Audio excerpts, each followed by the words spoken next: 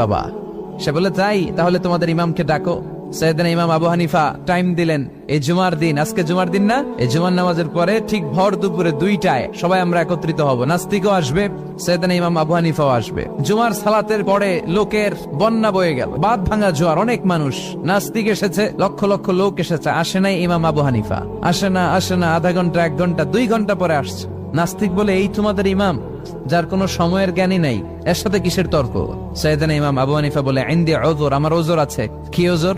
সাইয়েদনা ইমাম আবু হানিফা বলেন, আমি ঘর থেকে বের হয়ে আসার পথে একটা নদী পার হয়ে আসতে হয়। আজকে এসে দেখি নদীর মধ্যে কোনো মানুষ টানুষ নাই, নৌকা নাই, মাঝি নাই, কিচ্ছু নাই। তো হঠাৎ দেখলাম পাশে বিশাল বড় একটা গাছ, এই গাছটা এমনি এমনি 2 ভাগ হয়ে গেল। হঠাৎ গাছ থেকে এমনি এমনি লম্বা তক্তা হয়ে গেল, এমনি এমনি তক্তাগুলো জোড়া লেগে নৌকা হয়ে গেল।